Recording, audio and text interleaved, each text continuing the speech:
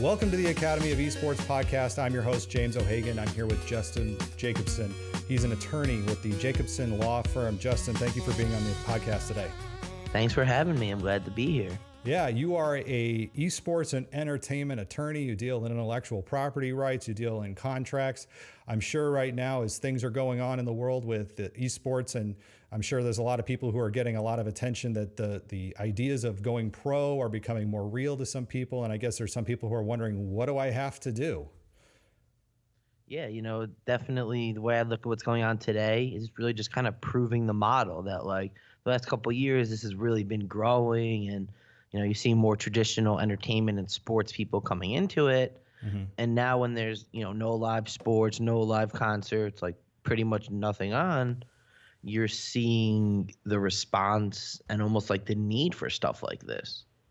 Now, in my role as an educator, I look at the esports landscape because I realize that, the age for a lot of these people who do go pro, and that may start to shift as things start to grow in the industry. But really the hot spot for people to go pro in esports is really in that teenage range to somewhere around 23, 24 years old. So that's a time when a lot of people just don't know what they're doing when it comes to, they hear $30,000. They think that's a lot of money. They think they're being well taken care of.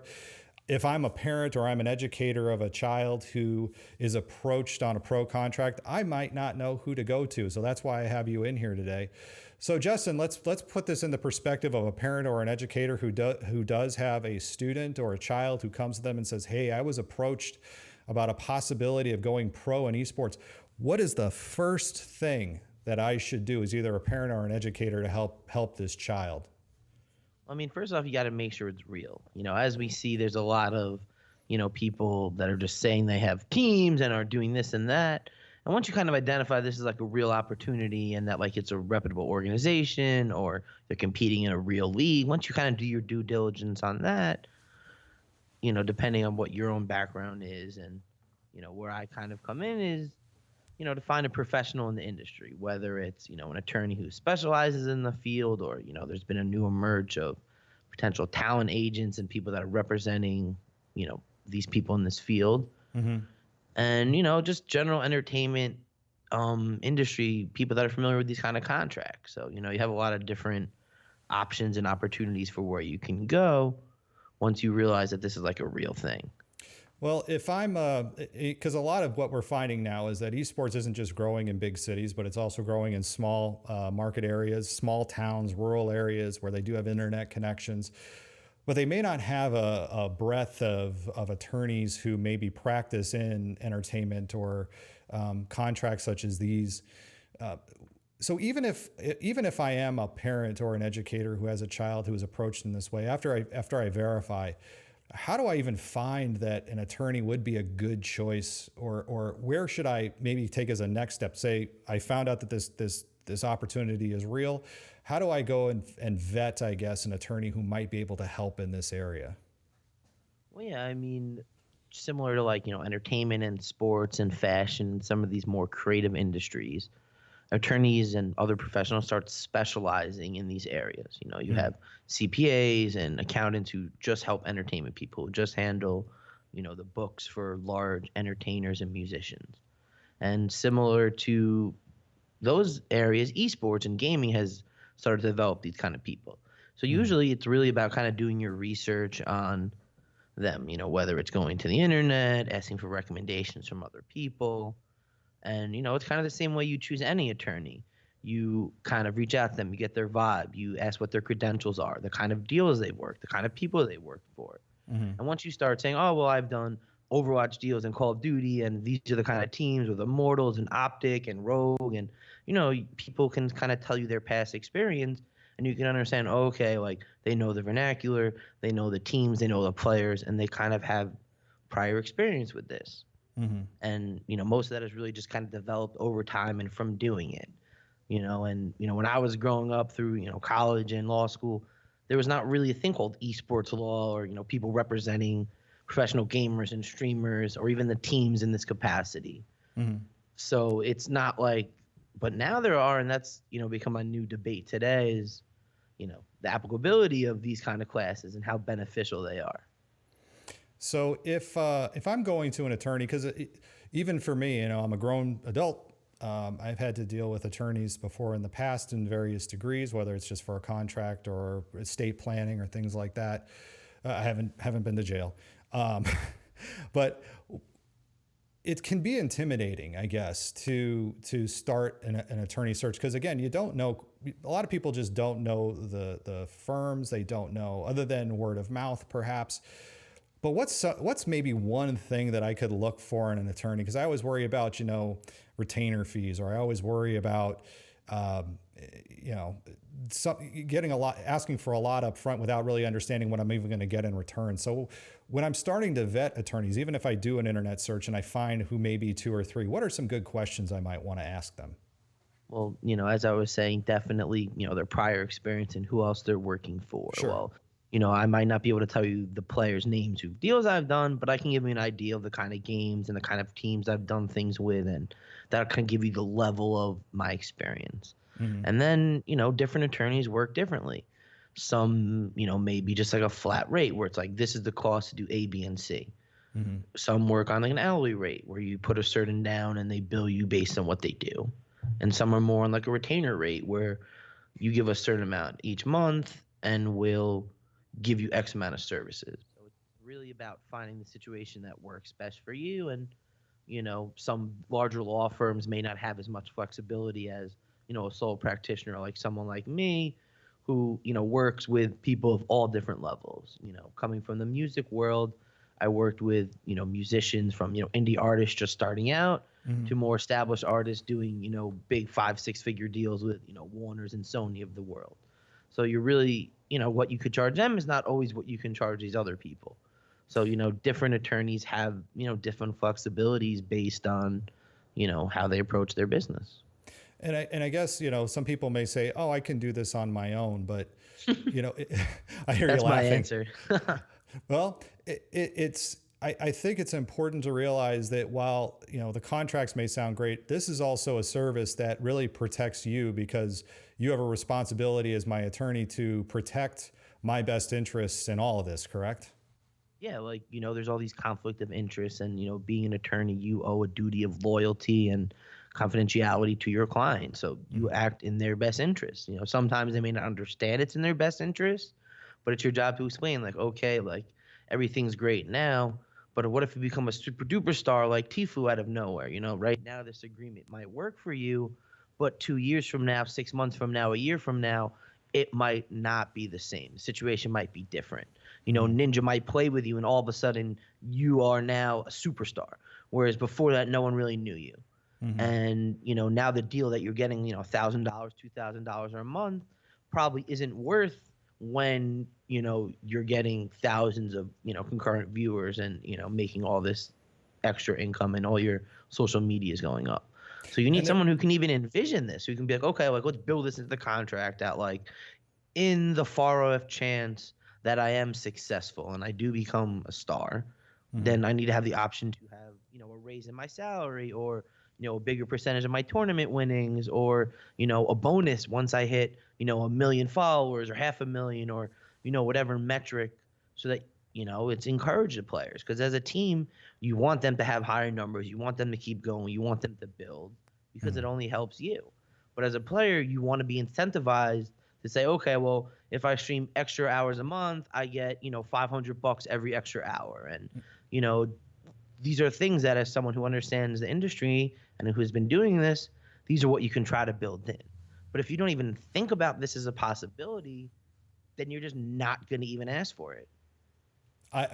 You're saying things right now I never even thought of, the idea of streaming your time. I mean, because your time, just like your time is valuable, my time is valuable. I know I have people right and left who are you probably get this as well. I want to pick your brain about all the time. Yeah. And the pick your brain things, they start to add up. But even with a pro gamer or a child who's considering to go pro, those hours you spend streaming are potentially revenue generating in big ways for you or for whoever who is your contract holder, correct? Yeah. Whether you have sponsors that are displayed on screen, or if you're wearing their merch or their headset or sitting in their chair. Like, think about it. If you stand up and everyone sees your Rainer gaming chair, and it's just there for 20 minutes or 10 minutes, like that's like a 10-minute ad for the chair. Mm-hmm. That's a that's actually a really good thought on that. I never even thought about the chair. Not that my stream is generating me any money, but just even thinking about just that fact that there's something. And I've seen Ninja's stream before, and what he has an eye shot, and what a lot of people just have an eye shot can be, as you say, it's advertising. We're even seeing that now with professional sports that are trying to restart in the age of COVID, and the Korean Baseball League is now taking their outfield and put advertisements on the seats instead of having just the seats being there. So yeah, I can see where this is going with as far as ad revenue. But let me ask you this. I'm going to give you a scenario, okay? Because I've heard scenarios like this, and on paper or in word of mouth, they sound really good, but I'm sure you've heard horror stories that maybe you can share, maybe you can't. But let's say I'm 16 years old. Someone comes to me and says, "Hey, for $40,000, I'll let you for the next 6 months. You come live at our house in Los Angeles. We'll pay for all your food, your airfare back, one trip back, one trip out, one trip back. We'll give you a stipend. You'll have a house. Housing will be taken care of." Sounds like a great idea to a 16-year-old, again, who has $40,000 and really no responsibilities other than being 16 years old and getting through school. Where does all of a sudden the problem start to creep up with something that sounds so great and so lucrative at the start? I mean, one is, you might not understand what being a professional in this is like. Yeah, like you're going to school all day and you're coming home and you're streaming for, what, from after dinner, from till dinner till you go to sleep, like a couple hours a night, where you're like in a professional gaming environment where you wake up, you stream all day, have lunch, stream all night, have dinner, stream till you go, like that in itself is a mental and physical grind. And you have to be aware that this is what this is and this is what your obligations are. And, then you have bigger issues with, kind of your likeness rights and the use of your name and how this kind of develop over time. Because, obviously if they're signing you as a, 16, 17-year-old or even a 15-year-old, I think, there's some guys in that age, Mm-hmm. they're looking at the long term. They're not looking at you for 2 months from now or 3 months from now. They're like, okay, he's 16. So in the next 2 years, he could develop even bigger, and his following will just grow with him. Plus, by being associated with us, it'll get even bigger. So they're thinking years down the line. And, as we said a little bit earlier ago, no one can tell what the future holds. No one can tell if, overnight, a really great clip of you goes viral and everyone is using you as a meme, or, your Booga who wins this $3 million Fortnite prize pool. And, Right. You're a multimillionaire overnight. Like, nobody saw that coming. The team signing you probably didn't see that coming. But It sounds really exploitive, though. Not saying that it necessarily isn't, that there's people who are stepping into this space with looking to exploit, teenagers. I mean, there are definitely people that have, less than nefarious intentions. And, you have kids that are usually not that sophisticated in like the business world. And like you said, they're just so happy to get paid to game. Like, oh, you're gonna give me $2,000 a month and fly me to the tournament. I was gonna do this anyway, so I might as well get paid to do it. Yeah, I've heard those stories too, where you're getting paid $2,000, but you have to pay all your own travel expenses. You have to pay your entry fees. I mean, by the end of it, you're just a name for somebody. Yeah, or like you have to get a visa on your own. It's like, okay, well, that's a couple $1,000s, and if you're only making a couple $1,000s, that seems pretty tough. And what about, again, because from the educator perspective, I really want to support my scholar gamers. I want them to be able to feel good if they do have a contract or an opportunity to do something like this, that they feel good about it, that they feel protected. But I also worry about their education. Does it vary state to state as far as, work laws for kids in esports and how long they can even stream or be quote unquote on the job, if you will? I mean, I don't know if there's been anything that's really like addressed them. I would definitely look to kind of how child actors and stuff like that is handled, where like, if you're under whatever it is, 15 or 14, you're only probably allowed to work a certain amount of hours a day, and you have to have certain time for school. And, what's unique about contracts with minors, anyone under 18, is that you can have to maybe go to the court to have it like really enforceable so that they can't later, void the agreement when they turn 18. So, And it adds all these other layers to the deal. so what I'm hearing you say is if your child is lucky enough to be scouted, approached about a professional contract, I'm hearing definitely get a lawyer.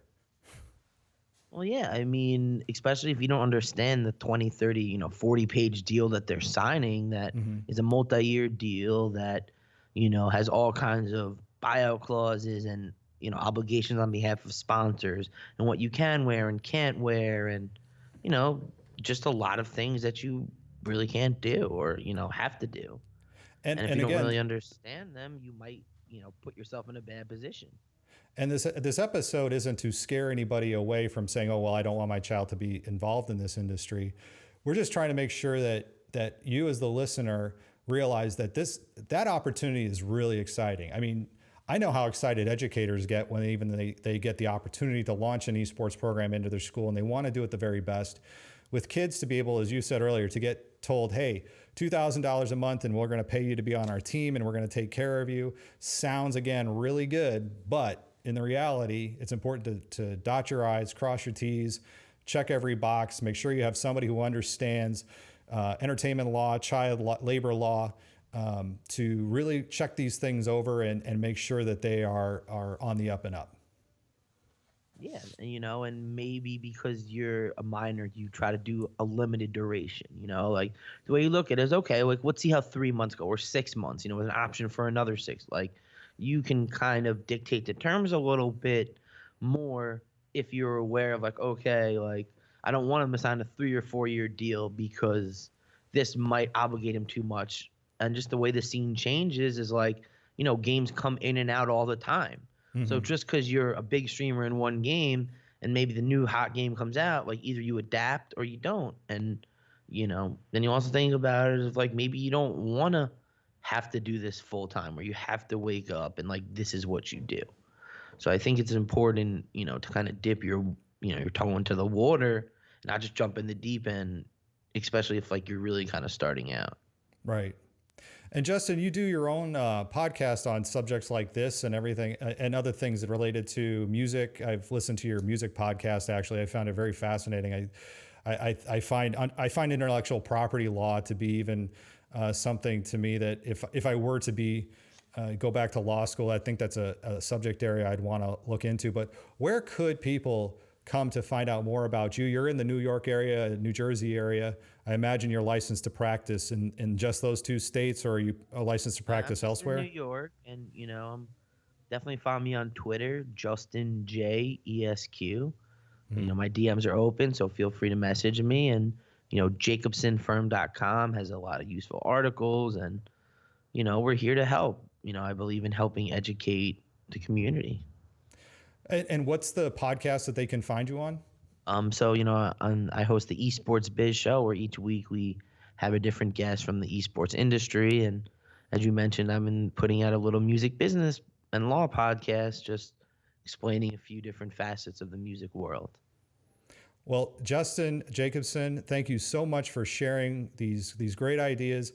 Again, I think this is an episode that's really important for parents, no matter if your child is thinking about going pro or even is considering the idea. I think this is one of those episodes that's going to be one of those must listen to.